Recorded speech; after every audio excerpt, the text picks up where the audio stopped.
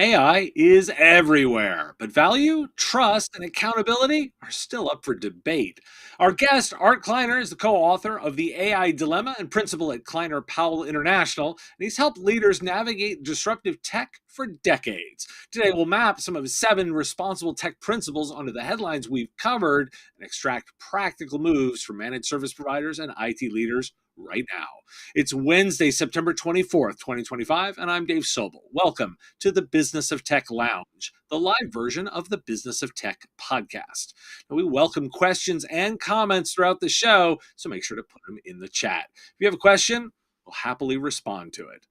Now, I want to thank Sales Builder, whose support makes this show possible. Focus on your IT sales workflow with the power of automation and visit them at salesbuilder.com. That's BUILDR.com.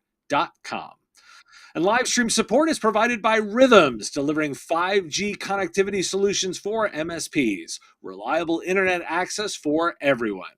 Visit rythmz.com to learn more. Now, reminder, I am watching that chat. We'll take your questions in real time. Art Kleiner is a management strategy expert and co-author of The AI Dilemma. He advises leaders on responsible AI, scenario planning, and organizational learning, drawing from decades of editorial and consulting work. He leads Kleiner Powell International and speaks widely on corporate trust and technology ethics, as well as teaching at New York University. Art, welcome to the live show. Dave, it's great to be here. Thank you. Oh, I'm excited to have you. We had a great conversation on an interview episode, and I knew you'd be a great guy to have on and have some of our live conversations. Now, I gotta start a little bit with kind of the AI governance, trust, and platform discussion because I've covered a lot of different stories from AI disclaimers on LinkedIn and user liability to privacy opt-outs to feature sprawl across recruiting and sales. Like, give me a little bit of a sense of you've put forth some responsible AI principles that kind of help constrain or shape the design of platform AI. Like, what of those accountability mechanisms really work for product deployment? Well, so if you're putting out a product, the very first one is to be intentional about risk. There's going to be, if you're using a large language model, for example, which most businesses are, they're often using somebody else's large language model. We now know enough to know that there's going to be misinformation all the time. There's going to be, some groups are going to be treated better than other groups. For example, when it comes to booking appointments or assigning credit. And that's not because the AI systems are deliberately biased, but because they draw on human nature. They draw on the wide body of work, of online experience and data and things people have written, and inevitably there are biases in that. One of my colleagues recently was working with a Chinese AI system, and she asked it for a picture of a woman taller than a man. And it came back with a wedding picture, first of all, but the woman was shorter. And so she tried again. A woman taller than a man. Again, another wedding picture. She didn't mention weddings, and the woman was shorter. Please, a picture of a woman taller than a man. Third picture, same thing. A woman taller than a man. The woman is taller. She tried 7 or 8 times and finally gave up. She could not get an image. And it's not because the system was Chinese. All AI systems are biased. So we want to be conscious of the effects, the human effects, the productivity effects, and the unintended consequences of what we do. And we And I want think that, to yeah, without that's getting the key element. Because I wanted to baseline with products first, because oftentimes, particularly for this audience, we're talking to service providers, right? And these are right. the people that are helping with it. So now that they've got that lens, what are the implications for those delivering the service who are helping implement those products or help put it together? Is the lens the same? Is it different? What should they be thinking about? Compliance says you need somebody watching Mm-hmm. over your development process. whether it's for a product or a service. And Okay. most of the time, a service now is going to be seen as a product because it represents your business. If you have a harsh customer service bot or a bot that misunderstands what people are asking for, that will reflect on what you produce. And often you won't be aware of it until it's been out in the field a little bit and you've tried it. So uh, I know we're going to talk about the EU AI Act in a bit, but the EU AI Act mandates that there's a human in the loop. They call it a human in the loop if the person is part of the development team. They call it a human on the loop if it's somebody doing oversight, like an auditor. But essentially, it's somebody who tries out the system in all of the contexts where it will be used. There's various forms of algorithmic testing and in use testing and real world testing, and comes to an assessment. Yeah, this will work. Or if not, it's got a data problem and it needs to be trained with new data. Or it's got an algorithmic problem, in which case, through trial and error, we need to make it work more effectively. And if you're a small business, that can turn into a big issue. Well, so and that's interesting that you bring up the EU stuff. 'Cause now, admittedly, a lot of my audience tend to skew American, but the impact of it that I keep focusing on is Europeans are very thoughtful about these kinds of things. They spend a lot of time on it, and even if we're not having to apply those laws directly to customers, we can use the frameworks they've put forth in order to kind of comply with the spirit of governance. Is that a good way of thinking it, or are there different frameworks that you recommend for thinking about the way to apply it, particularly for US companies? Well, for U.S. companies, it depends. It may not be you. If you do business in the European Union, it affects you. If you Right. don't do business in the European Union, it probably affects your suppliers, the people whose large language models you're using. Dave, I assume a lot of the people in your audience are sort of small banks and financial services organizations. Or the So, IT providers helping them. So, like, if we think about so we think about that chain, it's a great set of examples. So we think about like a small bank, regional bank, their IT provider are those managed services and IT services firms that listen to this show. They're the ones advising the bank on what to do. so they probably remember Sarbanes-Oxley. Oh yeah, Okay. So remember the culture shift that happened when all of a sudden you had to have an auditor for your financial reports. And the auditor was, responsible to you, paid by you, but also was carrying a set of requirements for the SEC. And it took that type of accountability to come into being. It took about 20 years. And it took a good part of that was the culture shift in how much rigor do we need and how much added attention do we need to pay in order to be credible in our auditing. And, I worked for PwC for a while, and this was part of it. Even the advisory practice was constantly aware that we had auditors. There had to be independence, which is the technical term for the auditors don't talk to the advisors, and the advisors don't talk to the auditors, and there can be no implications of there can be no implications that the audits were affected by commercial concerns. Okay, gotcha. that took a long time. Hmm. Now imagine that the same dynamic is happening in tech with AI. That every time a new product or service is released, someone can raise the question, how much harm is this doing? And there's, several kinds of harm, and we'll get into, and that, let alone how capable is it, how much, is the project failing or succeeding? And now there's somebody who's asking for rigor in evaluating that. The AI Act just came into effect in August. We have not seen whether it's going to be reacted to in a positive way, whether it's going to be seen as creating strategic value. We haven't seen whether there's going to be a backlash. And we haven't actually seen what compliance looks like. And we All don't right.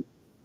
Well, let's have a little fun before we move on to this. Do you have any kind of predictions on the way you think that that's going to go? Like, you, if we were betting men, we walk into the casino. How do you think this is going to play out? Well, I do scenarios. Okay. And one of the primary things about scenarios is human nature doesn't change. But Okay. we all try to get around what we all, it's not that we cut corners, we do various, but we try to gain advantage wherever we can. So the reaction so far has been to ignore the bill, but it only came into effect last month. And when I say the reaction, I mean the visible reaction. I don't know what many companies are thinking, sort of behind the scenes. If the history of risk tells us anything, it says that compliance will be delegated to a risk department. And the AI Act explicitly tries to make it be the realm of decision makers, CEOs, project leaders, to some extent, key staff in IT, and certainly IT consulting firms. The people who make the decisions should be baking in their awareness of what the effects on people are going to be. Okay. And so that's what we don't know. How will that baking in happen? And what will be the prevailing practice? Gotcha. Well, you brought up scenario planning, and by the way, for those watching live, you've got questions, throw them in the chat box because I will definitely bring them up. But I've got some myself. You brought up scenario planning, which kind of brings me to the second thing I really wanted to talk about, which was around the AI productivity and what we're realizing in terms of business value. We were all talking about this MIT study that went around that sort of said 95% of projects are not resulting in actual measurable ROI. We also know that there's a lot of deployment lag in terms of it. And Gartner was talking about the fact that the GDP impact and claims are just universally terrible across this. What I kind of wanted to get a sense from you is how do you think scenario planning can be used to avoid kind of like that pilot purgatory Wow. problem and actually help us get to those auditable wins, that make sure we're getting deployments that make sense? How do we use scenario planning in those tools? Well, first of all, when we say it's failing, we really mean three different things. We mean it's failing to raise productivity. Mm-hmm. Okay? In other words, it's like the internet. We introduced the internet. It was supposed to raise productivity, but instead it led to a lot of people, playing solitaire on their work phone Right. or whatever. Um, it's failure to gain new business, which is more in the line of, are we putting enough thought into where new business would be for our ventures, especially since many ventures are developing business through serendipity, through who they know, and then distinguishing what you know from what everybody else knows. And what everybody else can do is a different kind of animal right now than it used to be. And then there's failure to prevent harm, or better yet, failure to take risk and make it into opportunity by distinguishing yourself as the company that understands how to deal with risk. So what a scenario process does, in the simplest form, a scenario process presents, like, let's say, three different visions of the future. You succeed because the world works this way, you fail because the world works that way, or you find your whole business has to change. And you'll go through an exercise like that, and chances are you'll look at it, you'll say, that's interesting. And Okay. well, but what really matters is when a scenario process turns up something that you can't avoid dealing with and that you're going to have to deal with. So one of those was scenarios in 2007 had two things to deal with. First, it was going to be a lot harder to get capital. And second, there was going to be this new device that people held in their pocket that was going to be the way they engaged with your business within about 3 to 4 years. Those two things were Anybody who was looking at them could see that they were here. And very few companies actually acted on it. But those who did, even at a small scale, sort of prospered. They watched their cash flow, they sort of got out of debt on one hand, and on the other hand, they started finding ways for people to get customer service through their phones easily, which meant simpling it, making it simpler, dumbing it down, as it were. Now, we know that there's going to be a huge amount of misinformation. It's just, and we know that, you know, in every plausible scenario, there is reliance on AI systems just because it's so much more convenient and can be cheaper, and there is catch up with the negative effects.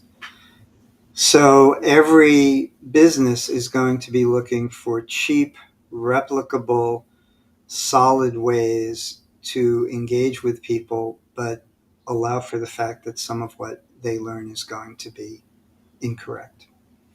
And what that means is tailoring language models to your business, being resilient, keeping absolute track of the interactions, and letting your AI systems and your human beings train each other as they're going forward. In other words, the AI system should learn from every interaction and get more and more effective, and you should be looking for vendors who can do that in some form. And the human beings that work with you should be thinking carefully about every interaction that they're aware of. They should be, every time they get a result from AI, they should be questioning it. Is this result accurate? And if not, how do I make it accurate? And they should be using it for the things that it can do well, which are, for example, what haven't I thought of? Who's out there thinking as a competitor that I'm not aware of? Let me create a model of my audience member, my customer, and let me have a 2 hour conversation with them. Play the role of my customer, play the role of my competitor. What are you thinking about? What are you possibly doing?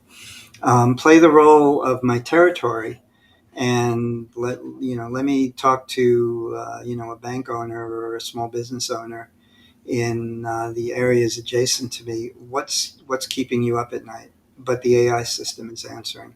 Then use the answers that the AI system gave you to go and query your prospective customers. Is this what you're thinking? Interesting, because when you lay, I would be remiss if I didn't highlight like that's all the services opportunity. I look at everything you've just said and circle that in a giant marker and go, okay, that's the services or opportunity. But I also want to try and make that feels really big, right? Particularly when I'm thinking about this for the typical, smaller or mid-sized organization, not a large enterprise that has the ability to systematically roll this out, but those fast-moving, non-technical startup type organizations, like not and I mean like we're not thinking about like some Silicon Valley startup. I'm thinking about somebody that's launched a business, delivering local services. That they either have physical goods that they sell, or they're doing their own style of consulting. What is the way that you want to framework that out? I mean, I think particularly with your principles, you've thought about like, hey, there's a methodology for thinking about this. This is a way of approaching it to customers to make that tangible. Like, how would you walk them through that? Depends on who I'm working with. Okay. So if I'm working with a manufacturing company, let's just say, then I want to talk about workflow. Okay. And there's a great book that just came out called "There's Got to Be a Better Way" by Nelson Repenning and Don Kiefer at MIT, that talks about all the ways in which manufacturing companies get in their own way. It can also be applied to services, but it really comes to life with manufacturing, by having sort of a push system where you anticipate how much product you're going to need, rather than a pull system where you sort of draw product through as you need it, and where people communicate much more effectively because they have visual communications and all of that. AI is a part of that, but the real value is in the human awareness of what people can do if you break habits, if you break old manufacturing habits. So suddenly we're into there's a selling part of it, which also apply, what I said about looking for markets and interviewing your customers, even in a B2B business. I've been selling chemicals to you for, 20 years. What haven't you told me? Well, you might not want to ask your real customer that, but you can ask an AI system to which you've fed all of the information that you know about your customer. And they can look on the whole realm of the chemical industry around the world and come back to you with answers you may not have thought of. When it comes to a services company or another company, an IT consulting company, so there the question is, to what extent are you in the loop in the decisions made about investment and placement of AI systems, the original design, the original conception of a purpose. What are we trying to do here? Right. And can you, if you're involved in the conversation about what we're trying to do here, then the natural next thing, and Dave, you do this all the time on the show, is to say, okay, how does this fit with your business priorities?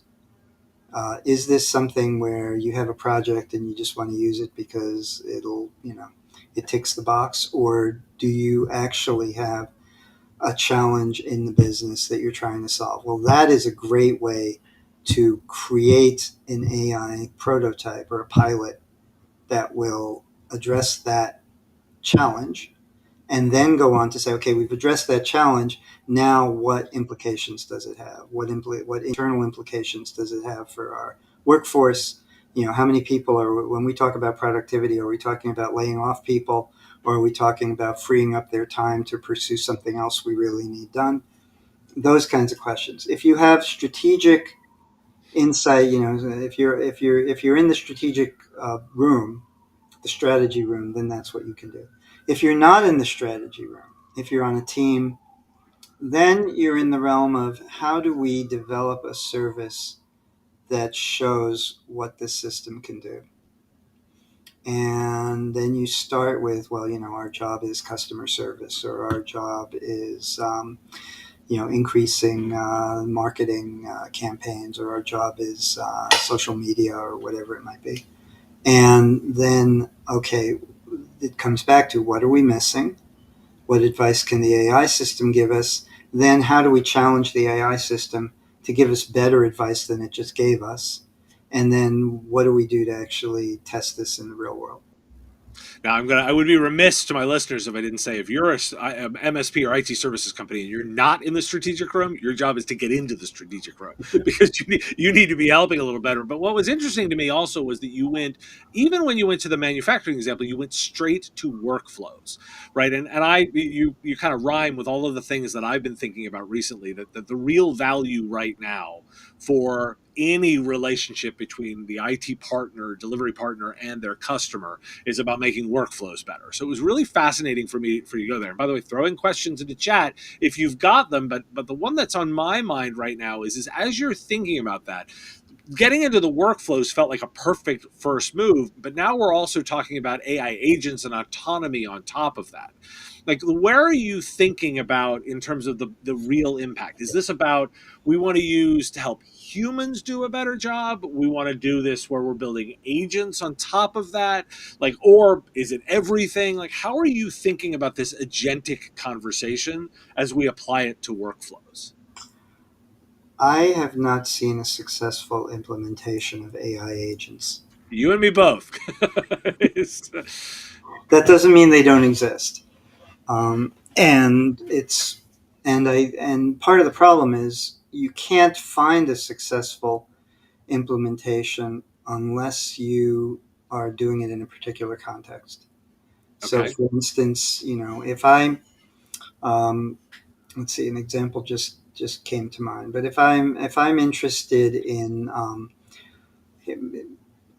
I hear that by having an AI system act as an agent, I can get through my email inbox a lot faster because it can reply automatically to 3/4 of my emails like a secretary would have done or an administrative aide and give the rest to me.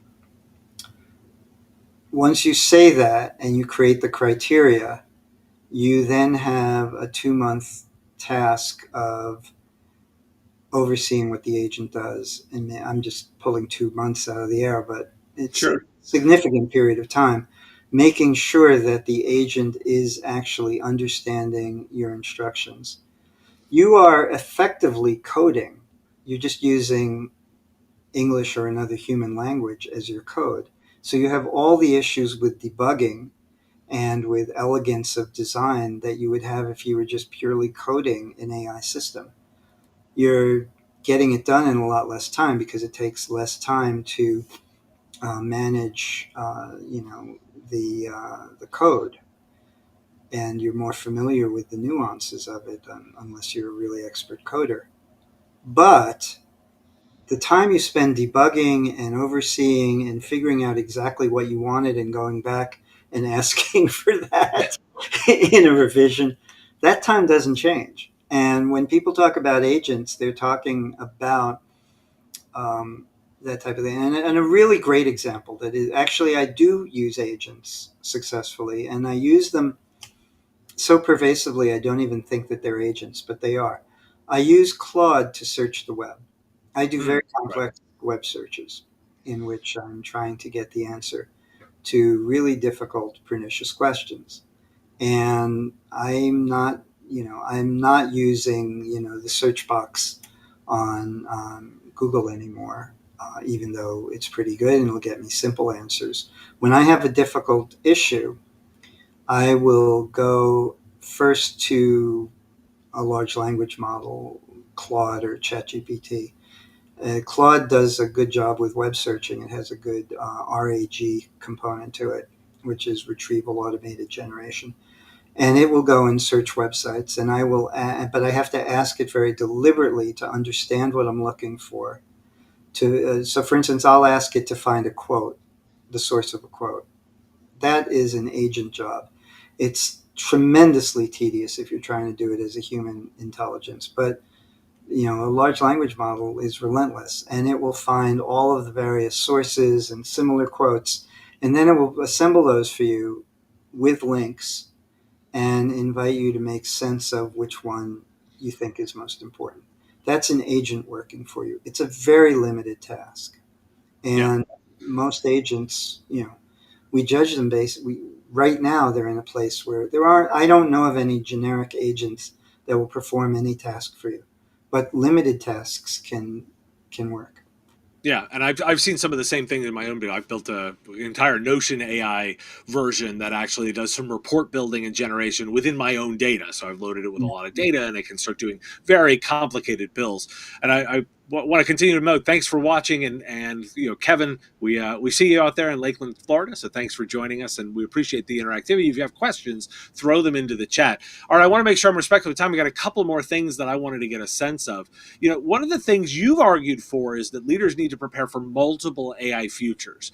I want to make that a little bit tangible. Like, are there two no regrets moves that everybody should think about in the next quarter? Like, are there specific things that you should think about? Like, you're thinking about all these multiple AI futures, but let's hedge our bets a little bit. Like, what are the must dos for the next, say, quarter or so?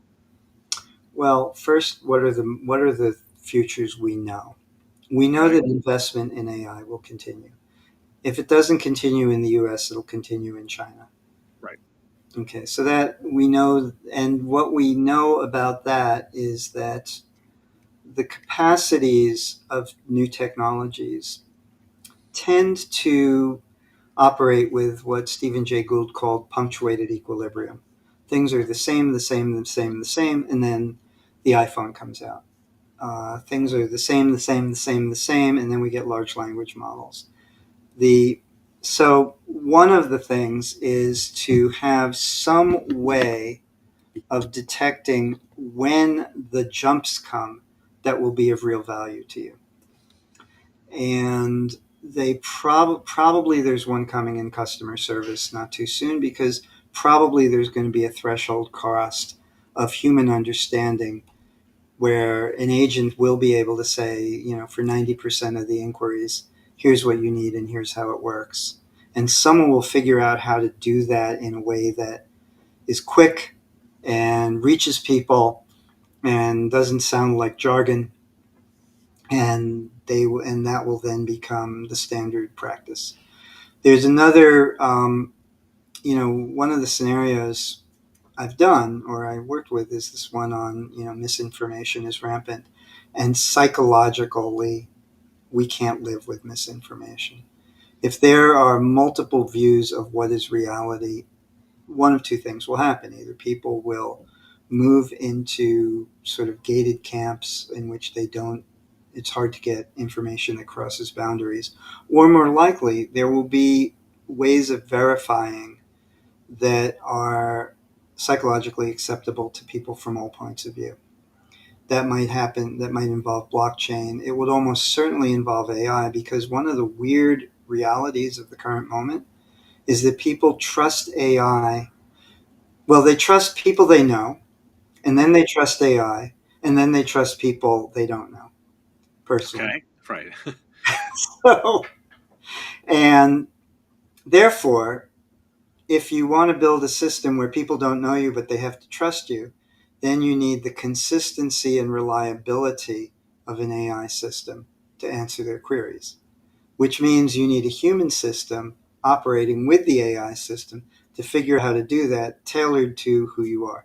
Another sort of Moore's law is continuing to operate. Strangely enough, so the cost of computing power continues to go down.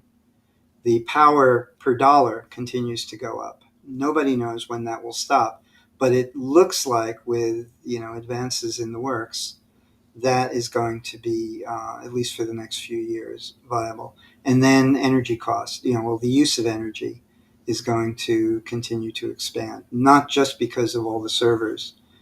So the and accordingly, technologies that seem like they didn't have much practical value, renewable energy is a really good example, suddenly have a lot of practical value. So, from the strategic end, staying ahead of where the relevant technologies for you makes a lot of sense. It doesn't require a consultant. Most people can do that on their own if they are paying attention to what's relevant to me. What are the technologies that could help me? And that's where I would, for instance, use a large language model to say, okay, here's my business. What are the technologies that are in the works that are going to be really powerful for me to use? And then you start to say, okay, how do I learn to use these effectively? In I'm Well, working with, go ahead. I was going to say you said something in there that I kind of want to unpack a little bit because it's super powerful. Like, so she talked about like this world of misinformation, which I think we've all acknowledged is the alternate weird multiverse reality we live in right now. Right? Yes. But you then outlined, trust people you know, trust AI systems, trust people you don't know, kind of in the lowering level of trust. Something's kind of implied there that I would like to get you to expand a little bit on. Like you said, hey, build AI systems that make trust, but there would be a pretty strong argument for actually become the person that they know, that they become trusted, enabled by AI would actually be like the best version of that. I'm going to use two quick versions. The first one I'm thinking is, well, hey, that's kind of my job, literally, is to be a person that my listeners know and have some level of trust, and better using AI to deliver that versus giving them an AI system. But it's also themselves, right? If they're the advisor to these small businesses, it makes way more sense for them to be more trusted than to give their customers an AI system. Is that the way you're thinking about it? Or is there like more to the building of an AI system that builds that trust and helps cut through the misinformation? My gosh, this is a great question, and it's making me think on the fly. Cool. Okay, so first of all, I didn't say that you should trust people you know, then AI systems, and then people you don't. Okay. I said that's the way people operate. That's human nature. Fair. Everyone around you, your customers, your regulators, your competitors, your suppliers, they all trust people they know. And then they trust AI systems. And then they trust people they don't know, in that order. Okay. So there's more. There's the punchline there is that most people tend to trust AI systems more than they trust people that they might call on, which is why we've had now this rash of horrific cases where, kids trust an AI system and the AI system goes off the rails and invites them, leads them to harm themselves. And but a human counselor could never have done that. Hmm. That's just human nature. So then you're quite by your question. So we could spend a lot of time talking about that. And there, the challenge is if I'm putting stuff out in an AI model, it's more for the large language model developers. How do I stop that harm from taking place while still maintaining all the things that I do that are of great benefit? The challenge with trust is that there are trustworthy businesses and untrustworthy businesses. There are trustworthy AI systems and untrustworthy AI systems. Do you care about being trusted or do you care about cash flow? That's quite a Ideally, question. ideally, you care about both. But what if your cash flow depended on quick returns? You're not going to like do a mail order business and not send the package because you'll only last, like a couple of months. Right. But would you put out, would you invest in an AI customer service system that actually is thinking about what people are really looking for and helping them find it? Would you train a customer service human to say, not just keep to the script, but actually say, as I listen to you, I think what you're really looking for is this, and let me help you figure out how to do it. Is the reason, are you even thinking in that way of what is the benefit I could provide that may or may not have an immediate return? But if my AI systems make it cheap enough to provide it, that sets me apart. That let you know. Can I use vulgar language on this You program? certainly can. Okay. Are you familiar with enshittification? The Oh, enshittification. very much so. Yes, the idea of moving a platform further and further, we're squeezing more and more value out of it, where it becomes detrimental to the end user. Well, what if a business thought about the opposite of enshittification? What if we thought, okay, I've got this now powerful tool. It shapes language and images.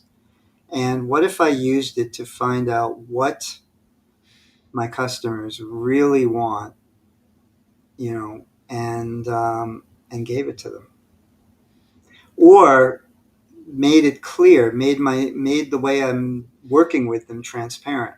What if somebody said, you didn't give me credit, and I was able to say, and my AI system said, well, in order to have credit, let me walk you through what you would really want to do.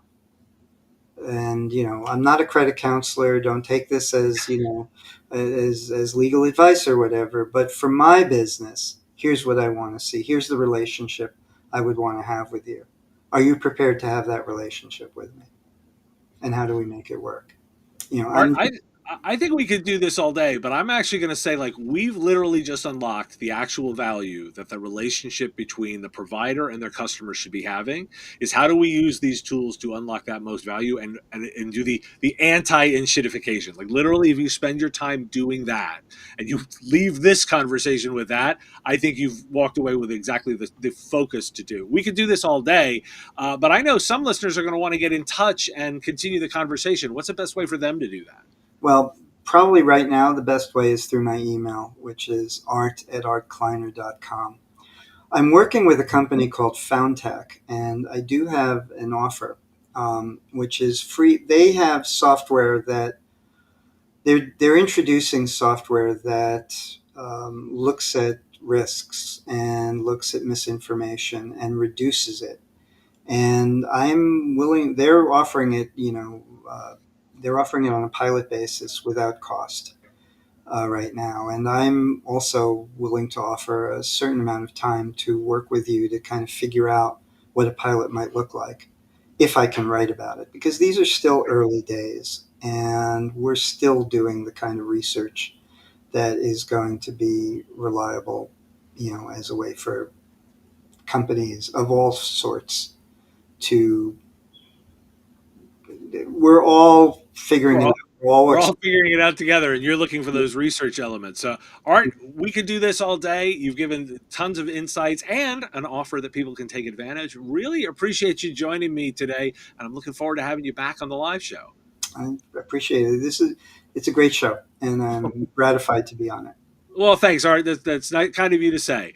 And I want to tease some other interview that I've got coming out this weekend. I spoke with Alexander Schlager. He's the CEO of AIceberg, who delved into the intersection of AI and cybersecurity. He highlighted how traditional machine learning can actually be used to effectively safeguard generative AI in workflows. We talked about how transparency and audit came together, and I was asking him in this portion to make it a little bit practical about what the product does. Here's a preview of that interview. Okay, I want to make it even simpler a little bit. Okay. Talk to me a little bit about how what you're doing is plugged into that workflow and what a user of the system would see and what they're getting back that gives them that confidence and security. Yeah.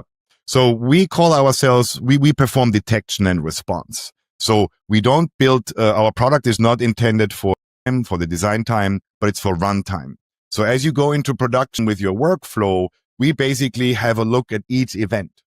So each event that is processed, whether it's a human talking to a large language model, an agent talking to another agent, an agent calling a tool, we observe and monitor these events, and we basically classify those interactions against safety, against security, and against compliance. So the end user doesn't see anything, right? To the end user, it's completely invisible. The user of our platform uses it like you would imagine a firewall. So there is logs, there is alerts, there is so-called monitoring profiles where they define what we should be looking for and what we should be doing. Simple example, there's a credit card number, we can automatically redact that. There's a social security number, or there could be an attempted attack on the model, which we can simply block, for example, and send an alert to the security team. Okay, making it sort of, if we wanted to put on a non-technical user hat to make sure we're all getting it. If I'm sitting, for example, and I'm working with a large language model, and I'm doing, say, a popular chatbot that perhaps is used around used right now, and I'm interacting with it in my corporate role, and I am, interacting with that in the background. That's a communication between me, the end user, and the large language model, and it's probably processing. And so what AIceberg is doing there is sort of watching that communication, classifying every step of it along the way. Is it examining? Give me a little bit of insight into just sort of a simplistic workflow there. It's every step, right? So let's say, to your point, you're chatting with the chatbot, with the large language model, and your exchange consists of, let's say, 5 prompts and responses.